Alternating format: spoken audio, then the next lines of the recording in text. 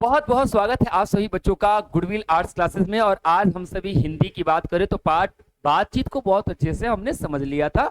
अच्छे ढंग से पूरे जो है चैप्टर में बालकृष्ण भट्ट जी क्या कहना चाहते थे बहुत अच्छे ढंग से देखा।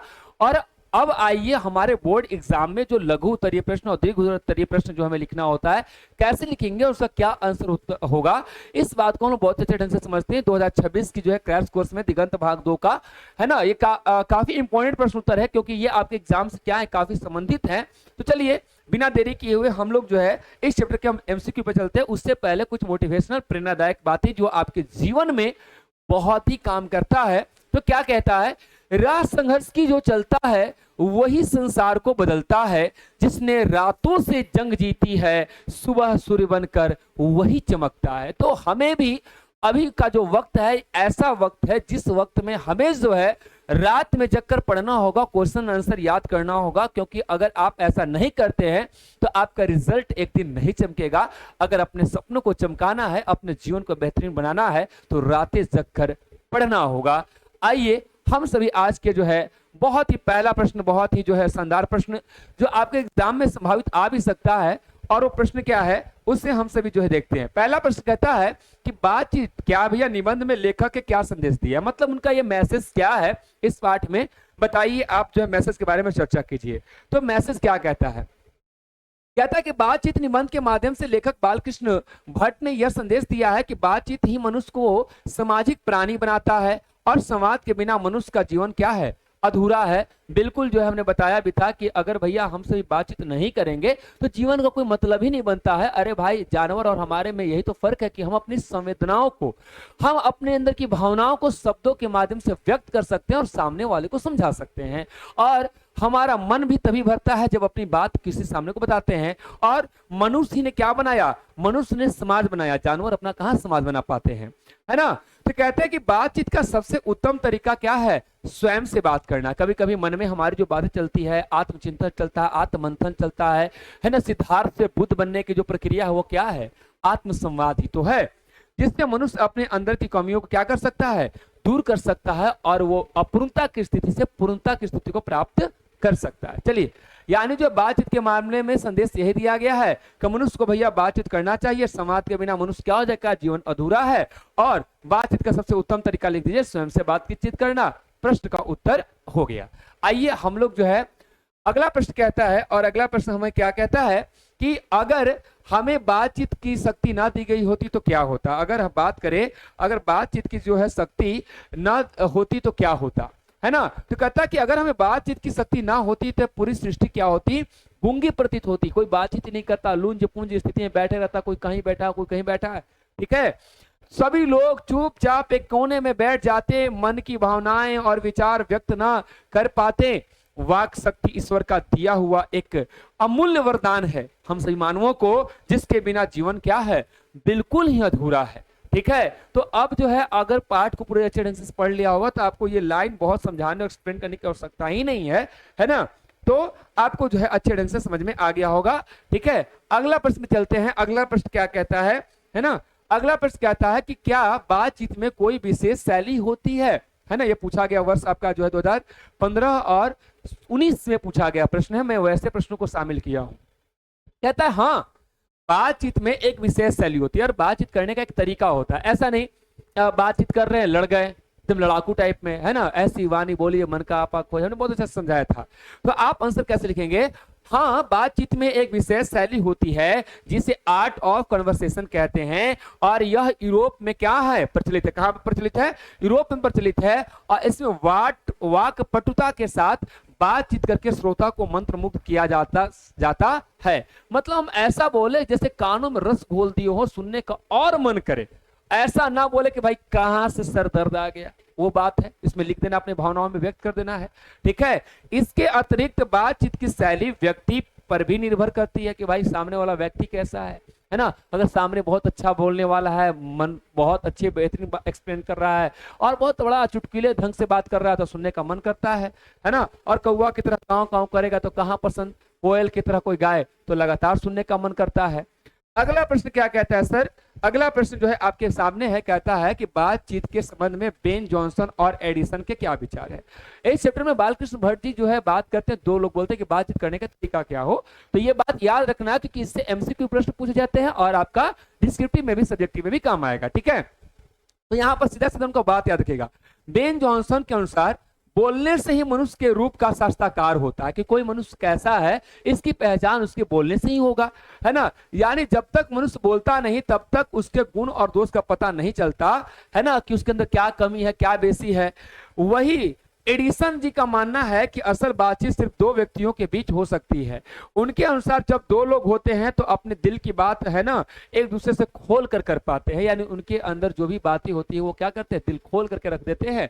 ठीक है, तो यानी यहाँ पर दो बातें रखना है कि जो बेन जॉनसन कहे, क्या बेन जॉनसन कहे कि भाई जब तक बोलेगा नहीं तो पता नहीं चलेगा आदमी कैसा है, और बात एडिसन बोले कि भाई असल बातचीत दो व्यक्तियों में हो सकता है, 2 से 3 हुआ तो भाई उन्होंने चर्चा भी किया था कि अंगूठी में जड़े नग के समान हो जाएगा, 4 हो गया तो भाई वो असल बातचीत नहीं होगा, क्योंकि वो अपना कोई दिल नहीं खोलेगा, हंसी मजाक होगा, ठिठोली होगा, कोई गंभीर बातचीत नहीं होगा। ये बताए थे कौन, बात करे तो एडिसन जी बता रहे। तो ये बात आपको भी समझ में आ गया होगा। आइए 5वां प्रश्न क्या कहता है, इसे देखते हैं।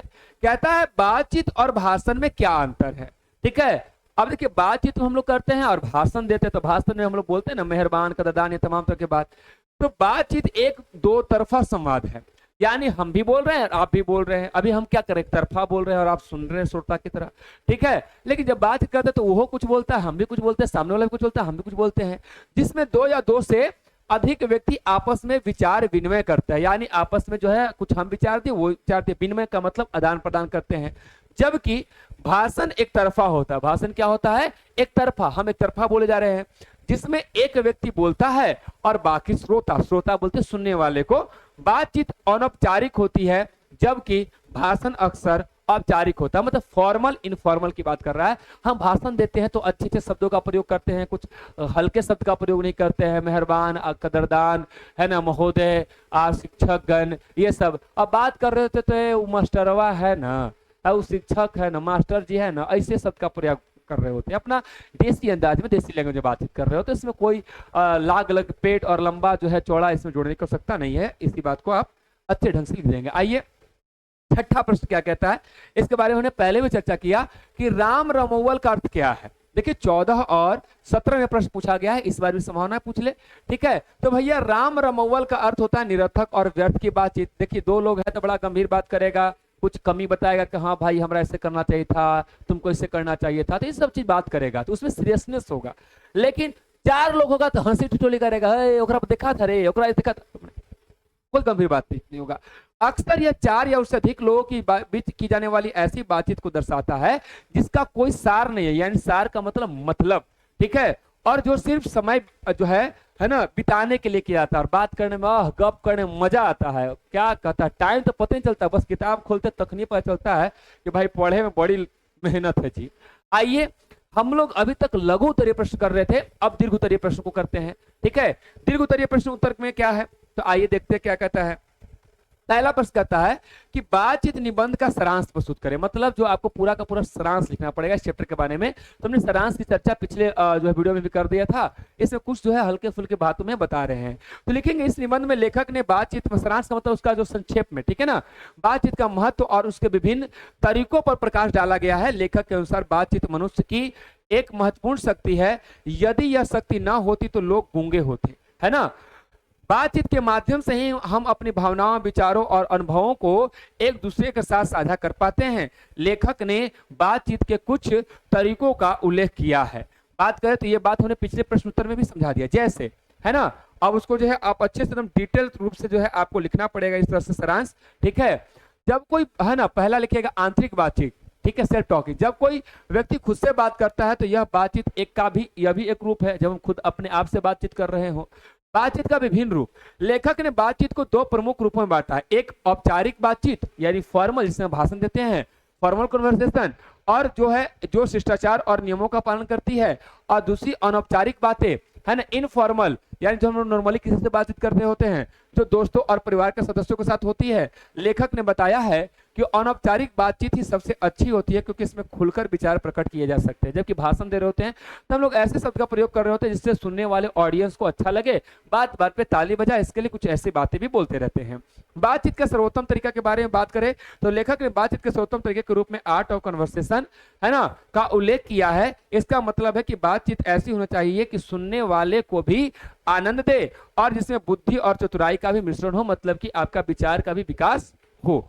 बातचीत के प्रभाव, लेखक ने यह भी स्पष्ट किया है कि बातचीत के माध्यम से ही हम दूसरे का स्वभाव, चरित्र और भावनाओं को क्या कर सकते हैं, समझ सकते हैं। ठीक है ना, और ये बात इतना लिख देंगे, आपको सारांश में जो है आपको इतना नंबर आपको मिल जाएगा। अगला कहता है कि बातचीत शीर्षक का सार्थकता पर प्रकाश डालिए, मतलब इस चैप्टर का नाम बातचीत ही रखना चाहिए था या कुछ और रखना चाहिए था, क्या सही में टॉपिक है? तो कहता है हाँ भाई, उत्तर में लिखेंगे बातचीत शीर्षक इस निबंध के लिए पूर्णतः एक सार्थक है, मतलब सच में ये सही टॉपिक है। इस निबंध में लेखक ने बातचीत के विभिन्न पहलुओं जैसे उसकी परिभाषा, महत्व और विभिन्न प्रकारों के विस्तार से चर्चा किया है। निबंध का पूरा विषय बातचीत के इर्द ही घूमता है ना, बड़ों लोगों के बीच में बातचीत, दो बूढ़ों के बीच में बातचीत, दो विद्यार्थियों के बीच में बातचीत, दो महिलाओं के बीच में बातचीत, दो सहेलियों के बीच में बातचीत, है ना। लेखक ने बताया है कि यदि मनुष्य में यह शक्ति ना होती तो पूरी दुनिया सुनी होती, और इस शीर्षक के माध्यम से ही लेखक ने मनुष्य की एक अद्भुत शक्ति का महत्व का उजागर किया है, आर्ट ऑफ कन्वर्सेशन, है ना। ये अगले प्रश्न का है, इसका कोई मतलब नहीं, इसको मत लिखिएगा, ठीक है। तो यानी जो है बात करें तो यहां पर जो है कहा गया कि अपनी शक्ति को हम लोग जान पाते जब हम लोग स्वयं से बातचीत करते हैं, ठीक है। अगला जो है बात करें आर्ट ऑफ कन्वर्सेशन क्या है। आर्ट ऑफ कन्वर्सेशन मतलब बातचीत करने की कला। बातचीत के संबंध में लेखक का क्या विचार है, तो वो यूरोप वाले को कहते हैं कि भाई उन लोग का बातचीत करने बड़ा अच्छा आता, बहुत अच्छे ढंग से बातचीत कर लेते हैं, ठीक है। जबकि हमारे यहाँ बातचीत होती तो अजीब तरह का क्या होता, बहस हो रहा होता है एकदम इस टाइप में, है ना। तो आर्ट ऑफ कन्वर्सेशन का अर्थ है कि बातचीत करने की कला। यह बातचीत करने का एक ऐसा तरीका है जो सुनने वाले को भी सुखद अनुभव प्रदान करता है।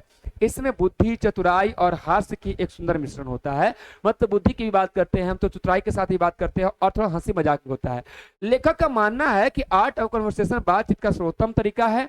यूरोप के लोगों को इसमें विशेष रूप से निपुण माने जाते हैं, उन लोग बड़ा रिस्पेक्टफुली अच्छे ढंग से बात करते हैं, सुनने में अच्छा लगता है, इसलिए उसको सुहृदय गोष्ठी भी कहते हैं, है ना।